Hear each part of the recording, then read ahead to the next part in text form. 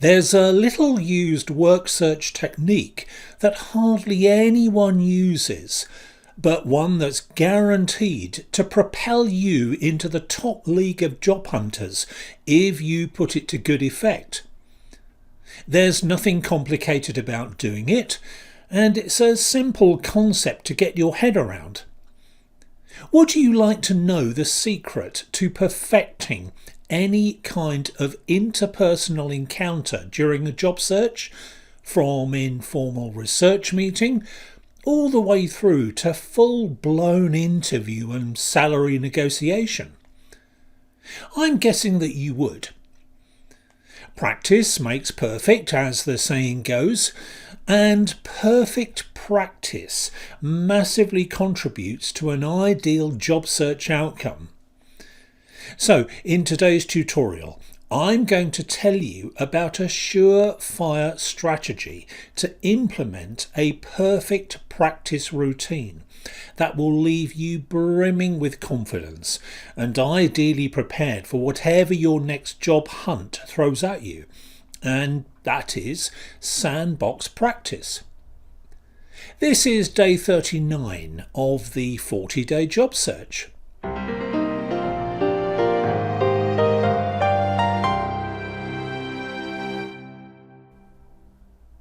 Hello, I'm Neil Grant, the person behind the Vocation Master Training Programme, and I help you do better work.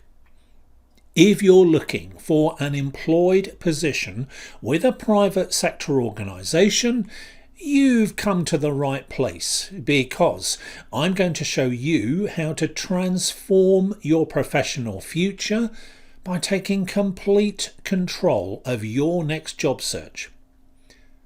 Everything you'll be learning in this tutorial series is taken from my complete Job Search Masterclass.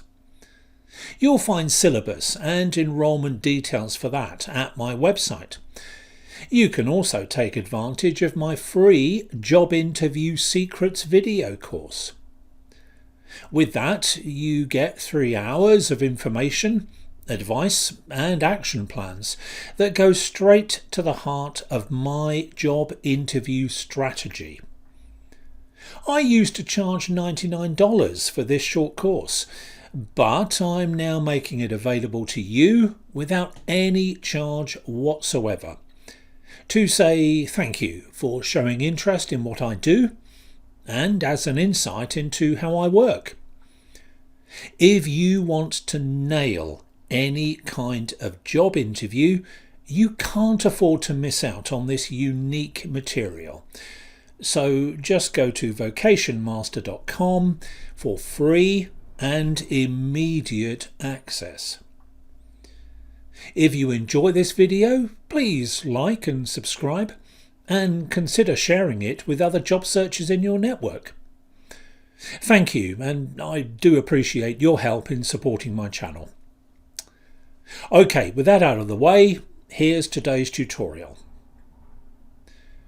As a reminder, this is the third of this week's tutorials in which we're having an imaginary conversation in your favourite cafe. I'm giving you an hour of my time and offering you my best advice about how to crush your next job search, and in any upcoming interview in particular. This is when the chips are down and you're under pressure to perform at a high level because you want to be offered a great new job and win a lucrative work contract with a fantastic employer. The subject of this section of my advice is about the importance of rehearsal. Now, you probably remember your childhood days when you had a sand pit or sandbox or something similar in your garden, or when you got to play in one at school or at a friend's house or at the park. There was no purpose other than to enjoy yourself, make shapes and build sand castles before bashing them about and starting all over again. Nobody was there to judge you.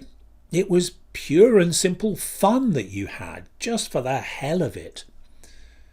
Well, job search sandbox activities are pretty much the same. It's a way of exploring, practicing and enjoying yourself without judgment or fear of failure. It's a process that allows you to develop your skills, ideas and techniques in a safe environment. There's never any failure involved because success is measured purely by your activity levels and not judged by any end results. This is how it works. You select a few companies that your research has thrown up.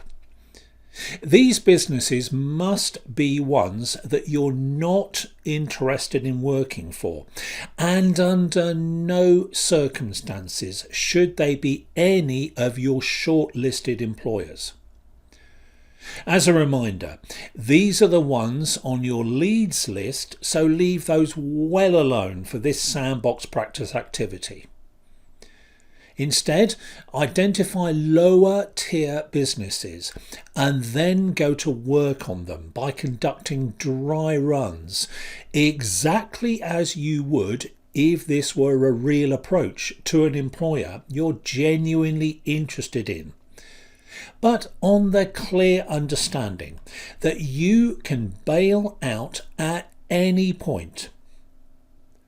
The beauty of these burner companies is that you get to do as much role playing as you can handle. You can work on weak areas of your approach until you're comfortable doing them for real. Dummy companies, which are real ones of course, but dummy because you have the choice of ducking out of any conversation at any time, are great to have up your sleeve. There are some rules of engagement with sandbox activities. Be as bold as you like. Try out fresh ideas and different approaches to your heart's content. If you're confident, go in hard and fast and throttle back to discover the level of attack that suits you. Alternatively, if you're the timid sort, start off quietly and ramp things up until you reach your optimum comfort zone. The most important feature of any sandbox job search practice is that you must aim to get rejected. This might sound like an odd objective, but it's a crucial one to understand. Fear of rejection is one of the most crippling characteristics of people who fail to fulfill their potential. It happens in all spheres of life and includes proactive job hunters without a doubt. One of the major reasons that anyone who follows my courses doesn't succeed is that they can't overcome a fear of rejection. And you will face rejection, I can tell you that for certain. But you can't allow this to stop you in your tracks. There will be point-blank rejection that happens in an instant. You'll also get long-winded rejection that starts off as encouragement but points in only one direction. This is why you must use sandbox practice activities for as long as necessary until you're quite comfortable with rejection. You need to learn not to take it personally by shrugging off a rejection and getting on with the next person on your list. Only by toughing it out can you expect to emerge on the other side of rejection. That's why it should be a specific aim. Make rejection your friend during your sandbox calls and meetings. Notch them up like a champion, and the quicker and harder they come, the better. Learn to glory in rejection.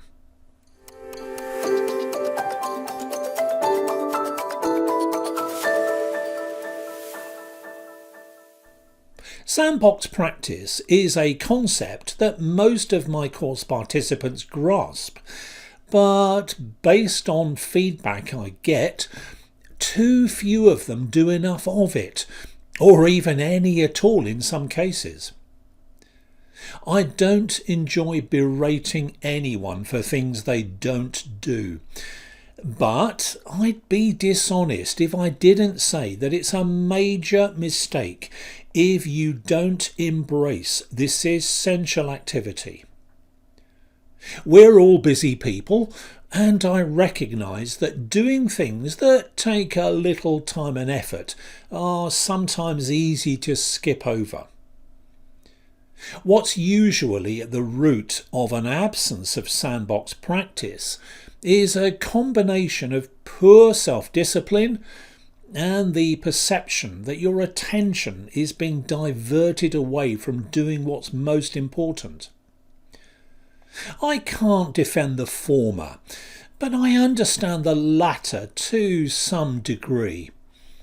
I sympathise with you if you're under the cosh due to time, financial or other pressures, and if you feel an urgency to get a job offer on the table as quickly as possible. But that doesn't get you off the hook.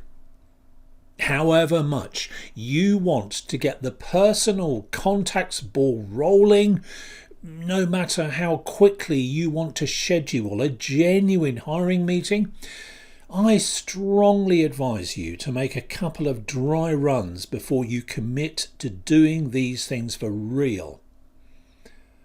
So, if I was in your position, I'd make solid practice a requisite part of my job search strategy. I wouldn't even consider speaking with anyone who was likely to influence my research outcomes, let alone a decision maker who might hold my employment destiny in their hands, until I'd ironed out any bugs or malfunctions with my various pitches. Performers wouldn't dream of going on stage without learning their lines and rehearsing the way they deliver them, and nor should you. Without adequate preparation, an actor might forget what he's supposed to say next or miss his mark in some way. The worst that will happen is a moment or two of embarrassment or awkwardness. If the same happens to you, the repercussions are likely to be more dramatic. In a worst case scenario, you'll get blown off the pitching stage and end up flunking the hiring meeting. Arranging sandbox practice meetings is simple in practice. It begins by listing second-tier organisations that you're genuinely not interested in working for. Use your research data to identify insiders and then approach them in order to dig deeper into the cogs and wheels of the company they work for. Follow the trail, see where it takes you, and experiment with different gambits. This is exactly what you do with any potential employer, of course, minus the experimentation. The big difference is that sandbox practice focuses exclusively on businesses you'd otherwise reject because they don't fulfill some essential part of the criteria you set at the beginning. Keep in mind that the objective of this activity isn't the quality of the information you get. It's maximising the quality of the interaction with the people you speak with, developing the confidence to conduct cold approaches and trying out a range of tactics. So let me summarise the issues I've spoken about here. My strategy would be to develop my motivation to do plenty of sandbox practice. Speaking personally, I wouldn't find this particularly difficult because I recognise the huge benefits of carrying out practice that closely matches what will happen when things happen for real. If I needed a zap of encouragement, I'd get myself into the mindset of an actor who had a big performance in the pipeline, because I knew that rehearsal is a preliminary part of the real thing. I'd visualise any upcoming conversations or meetings in my head. They'd all go perfectly because I'd assiduously practiced what I was going to say and do inside the comfort of my imagination. I cannot recommend you embrace sandbox practice enough. There's such a compelling case for using this deceptively simple yet stunningly effective technique, which really does allow you to perform at your best, that you cannot afford to ignore it. You asked me what I'd do if I was in your shoes, and this would definitely feature in my strategy. Well, that just about wraps up my cafe-based conversation with you. I hope you found it helpful. Join me tomorrow for the last tutorial in this particular series, when I'll be wrapping everything up and giving you a career management plan for the future. I hope you'll be with me for that. If you prefer to listen to training materials rather than watch them, all of these job search tutorials are available in audio format. Search for the Vocation Cast wherever you get your podcasts, and via my website, of course. Well, thanks for being with me. I'll see you again soon. Bye for now.